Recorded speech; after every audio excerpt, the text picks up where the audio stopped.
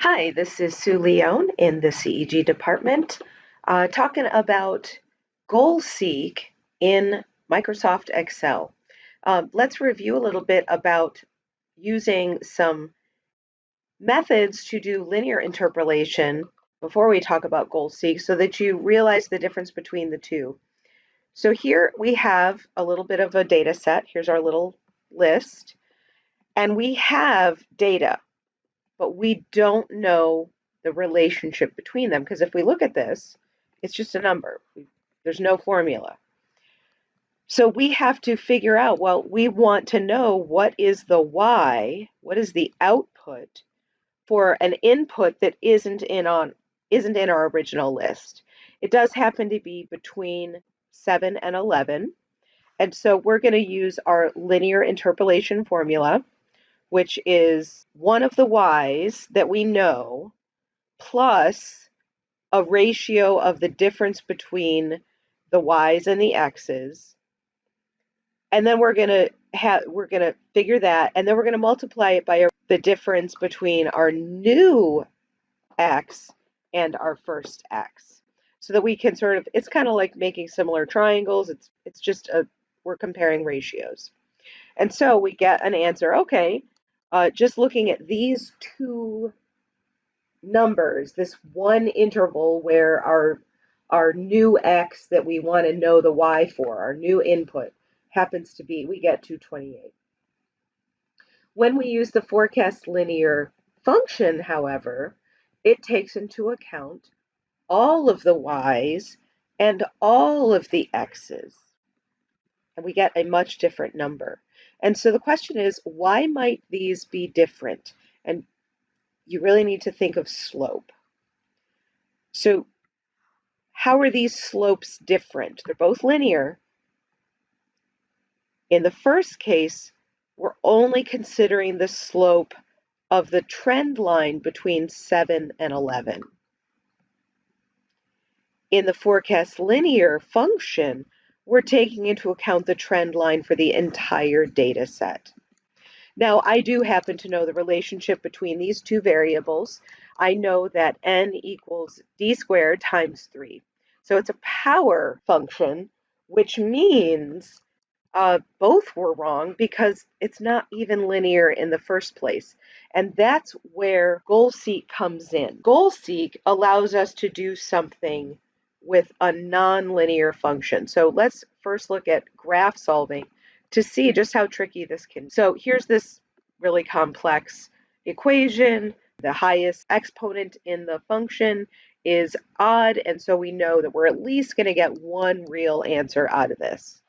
So let's do some data, and of course I'm using that same formula, but instead of x, I'm actually using my cell reference 2x, and that allows me to copy it down and try and find, remember, what's my goal? 0. And I'm just going by whole numbers, and I don't get 0. So now I'm going to see, okay, where is it? It's somewhere between -6 and 47. If we try it graphically, we know that it's between 1 and 2. But this scale of this graph is too large. We need to zoom in. So if we zoom in to just between 0 and 2, because really we know it's between 1 and 2, then we can say, oh, it looks like it's going to be like 1.6. Okay. But when we use linear interpolation, it looks like it's between 1.113 and 1.1135. And I did that just by putting a whole bunch of things, seeing where I was getting closer and closer to 0. So we know the root is somewhere in there. Notice there's some wobbles in here. It makes this big curve up past 2. We're getting nowhere looking at the graph. We're getting nowhere with linear interpolation. So here I say, okay, look, I'm going to use goal seek. So I thought when I used my graph, okay, it's like 1.6. So I'm going to put in 1.6. And just using linear interpolation, where's this looking? It's looking up there. Using linear interpolation, it's not anywhere near zero. So that tells us right away, we're not dealing with something linear. So let's use goal-seek. And I want to make sure that I've got as many iterations as I can, or reasonable. So I'm going to go to File, Options, Formulas, and I'm going to enable iterative calculation. I want to have like 1,000 iterations, and I want to be able to give give a guess that is to like the million of a whole number. That way I can get as close as possible, because if you don't do that, then you're stuck at only being able to guess to the nearest 3 decimal places. All right, so let's use goal-seek. Up on the Data tab, we go all the way over here to What If Analysis. Now, we're not using Data Analysis or Solver, and so we didn't even need to add in those tool packs, but this is just What If, and we go to goal-seek. Let's take a look at this dialog box. There's 3 things. We're going to set, this is the output cell, to our target value by changing the input cell. So I had it selected when I invoked goal-seek. It's already there, F30. So what do we want? We want it to go to 0, because we're trying to find the root of this equation. And what cell are we going to change? We're going to change the input. And I had already put in a guess of 1.6. Now, I usually write my guess off to the side because I very often, you have to do this a bunch of times, and I forget which ones I've already tried, and so I ended up duplicating work, so I don't want to waste my time. So I click OK, and it gets to 0 to 5 places, and that's our answer. Now, I'm not going to trust that. So my initial guess was 1.6. I'm going to try and come from the other direction. So my second guess is going to be something less than what goal-seek came out with. So I'm going to say 0.5. So I'm going to put 0.5 in here. And happy day, if you hit tab or the right arrow when you're in this kind of situation, it'll bring down the formula for you. Now let's see, what is this? So it's not 0 at all.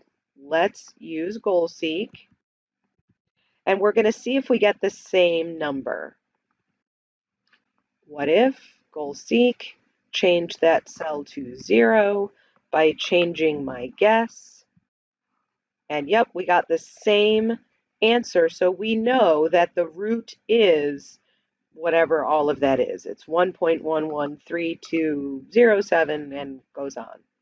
All right, that's how you use goal-seek to find 0. Well, what if you don't want to find 0? In this example, we have a problem. We need a minimum GPA in each semester to keep our scholarship. So we're going to use goal-seek to figure out, because right now our GPA is 2.82, and that's not our target. It's not a 3. So I want to explain why there are a couple of different GPAs here. That's just so you can see that where everything comes from, and you'll have this in the shell. So these are the formulas. We are targeting, we want to have a 3. So I just had to do some algebra here to figure out that really goal-seek is trying to find 51. Right now it's 48. We want to know, how do you get a 51 using all of this data? Okay, and so it's the sum here, and we're taking this sum divided by 17. So we want to change our crappy grade in engineering analysis and see what we have to get here in order to get that to a 3. You know what? We've got a 1. What if you say, you know what? I think that I need to boost it up to a 3 in order to get it to bring up to a 3. We tried 1, which is our current grade. Obviously, it's not enough. Let's boost it to a 3. Oh, that's more than I need. Well, it's getting close to the end of the semester, so I don't really want to work that hard if I don't have to. So what do I have to get in engineering analysis class in order to get a target of 3? Now, you may say, well, this is a 2. Why not change that? It's because it's only worth 1 credit, so it's not going to actually change anything very much. I could get a 3 in that one, and it changes to a 49. I could get a 4 in that one. It's still not enough. So messing with our seminars is not strategically valuable. So let's get into where we want our goal seek answer to be. What if goal seek? So we're going to set that cell. What's our target? We don't want it to be 0. We want it to be a 3 GPA by changing that cell. And that cell goes into that formula for determining our grade points. And so then our GPA uses those grade points divided by the credits to determine a GPA. So that's why we have to sort of make this daisy chain of formulas. Remember, goal seek has to have a formula, and the cell that you are changing cannot have a formula. So our target value was 3, current value is 3, they've changed it. All we needed was a 2. So, hey, great. We just got a boost from a D to a C in engineering analysis, and we get to keep our scholarship. All right, let's look at problem 2. Problem 2 is that we need a minimum GPA in the year to keep the scholarship for the next year. Let's have a version of this that looks at